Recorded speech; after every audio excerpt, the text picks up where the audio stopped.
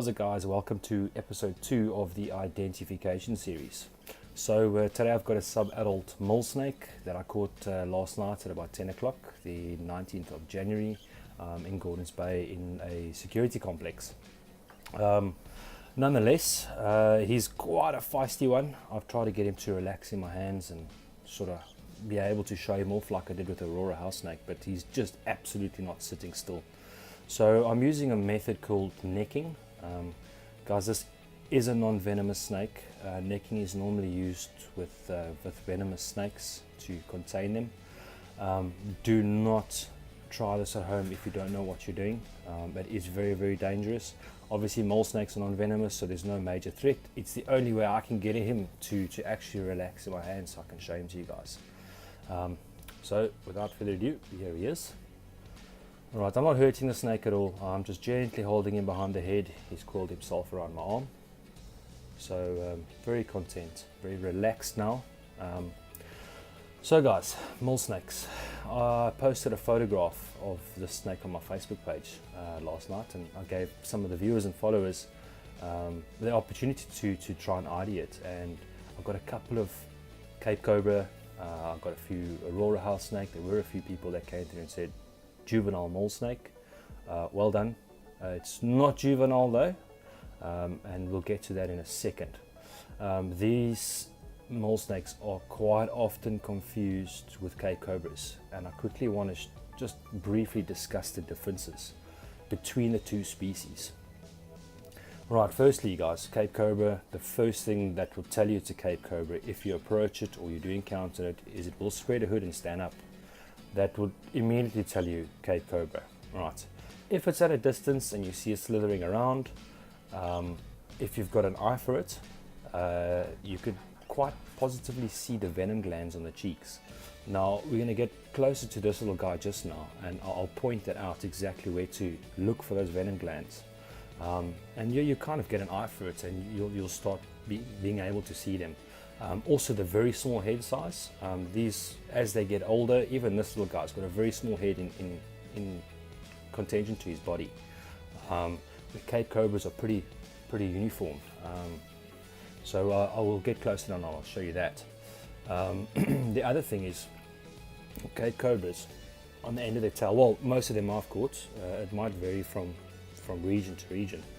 Right behind me here, I've got a Cape Cobra up here that I caught yesterday in Gordons Bay. He's due for release tomorrow. But on his tail, let's say, from this last section, so from, let's say it's bum, let's not get technical, right to the end here is generally black. It gets darker. So the snake will be a uniform color, and then that last section will be black. It'll almost go from a coppery brown to a black. So that's another way to ID a Cape Cobra at distance, is have a look at that tail.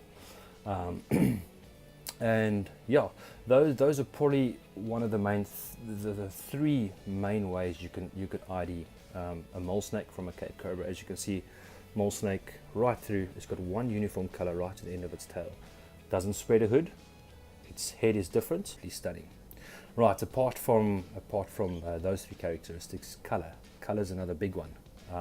Cape Cobra is very in coloration, almost from a copper brown to a light brown to maybe a yellow, speckled yellow, where these guys, as adults, will be one uniform color generally, either maybe this light brown or a dark gray to black.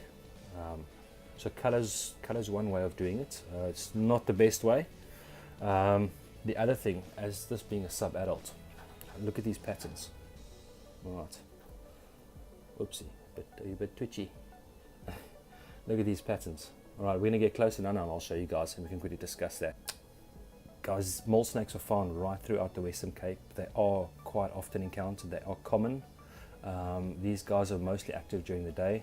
They spend a lot of their time underground, actually burrowing, pushing through mole holes, soft soil in search of prey. So they'll feed on rodents, moles. These guys at this size would feed on young rats or mice, and they spend most of their time doing that. and they're often encountered on farms, vineyards, or wherever there's a big mole population. They're obviously out there for a meal, and they'll hang around and even live in the burrows. These are actually great to have around on your property. They pose absolutely no threat to you or your animals, so they really are good to have around. Alright, let's quickly, I'm going to quickly change my camera, and then we're going to get a little bit closer to this little guy and we can discuss his head and a couple other characteristics. So let's do that. Right guys, let's have a look at its head. Now you'll see it's very sharp, pointed, it's got an elongated snout. Its eyes actually sit a little further back from its nostrils, and as I mentioned, they'll use that snout to actually push through soft soil and in search of prey, or just trying to gain a little more access into a specific mole hole or rodent tunnel. You'll have a look, as I mentioned with Cape Cobras, I mentioned venom glands. Right over here on the cheek area in a Cape Cobra, they'll have chubby cheeks or a bulge on either side, and that's actually where the venom glands sit.